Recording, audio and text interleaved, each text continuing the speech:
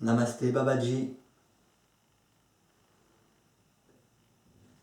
Aujourd'hui, je vais te raconter l'histoire du roi Shibi. Dans ces époques anciennes, Shibi était un roi très renommé, très pieux, qui faisait beaucoup de rituels au feu pour se purifier, pour gagner en énergie et élever son taux vibratoire. Et il est dit que à augmenter son taux vibratoire, on peut arriver jusqu'au monde supérieur, le monde des dieux.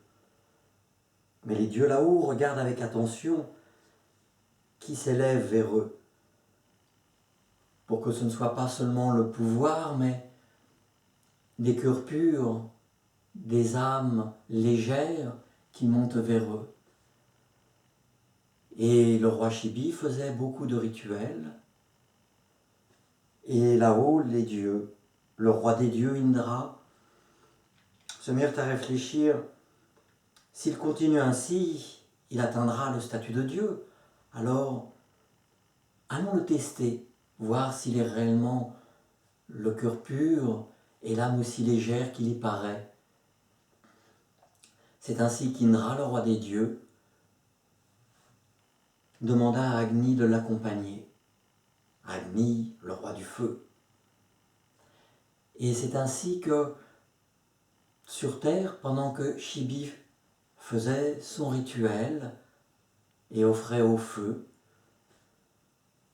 dans un bruissement d'ailes, un pigeon vient se poser juste à côté du roi et lui implora protection. « Ô mon roi, protège-moi, protège-moi !» N'aie crainte, je suis roi, je suis là pour protéger les faibles. Tu ne crains rien sous ma protection. Et un autre bruissement d'ailes, et un faucon se posa non loin. « Ô roi, ce pigeon est ma proie, relâche-le que je puisse le manger. Il a demandé ma protection, il est maintenant sous ma protection, je ne peux l'envoyer à la mort. » Le faucon répliqua, « Il est dit que tu es un roi sage. Que disent les textes, que disent le dharma, l'action juste? Eh bien que je suis un roi et que je me dois le protéger. Mais moi aussi, roi, je suis faucon, mais j'ai besoin de ta protection. J'ai toute une famille qui attendent que je leur apporte de la nourriture.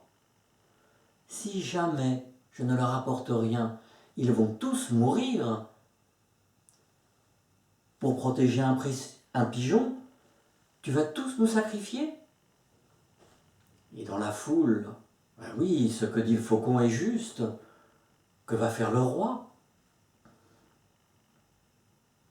Le roi répondit, « Je te donne de la nourriture. Que veux-tu? Un buffle, un sanglier, une biche? Tout ce que tu veux est à toi. » « Non, roi, les pigeons sont la nourriture naturelle des faucons. Je ne me satisferai que de ce pigeon. Écoute, faucon, je te donne toutes mes richesses, tout mon royaume si tu le veux, mais épargne le pigeon. » « Ô roi, tu sembles attacher beaucoup d'importance à ce pigeon. Alors je te propose ce marché. Je me contenterai d'un poids égal de ta propre chair. » Alors on amena une balance. On mit le pigeon d'un côté. Le roi sortit son poignard. Et la foule atterrée, mais il ne va quand même pas se trancher les chairs pour un pigeon. Et le roi s'entailla un gros bout de chair, le posa sur l'autre côté de la balance. Le pigeon était plus lourd. J'ai mésestimé le poids du pigeon.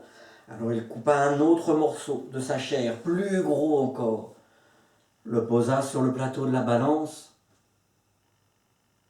Le pigeon était toujours plus lourd. Alors le roi se mit à s'entailler, toujours plus, de partie de lui-même, jusqu'à n'être plus qu'un squelette apparent avec quelques lambeaux de chair. Et toute la foule présente, mais notre roi est fou, mais que fait-il? Mais il va finir par mourir, mais arrêtez-le. Le roi ne trouva plus de morceaux de chair à se couper, alors il se leva, mit un pied sur la balance, et la foule apeurée. Mais non, notre roi ne va pas mourir pour un simple pigeon, ce n'est pas possible. Et le roi monta entier sur la balance. À ce moment-là, d'un seul coup d'un sol, il retrouva sa pleine et entière intégrité. Et le faucon disparut, et apparut à la place Indra, le roi des dieux.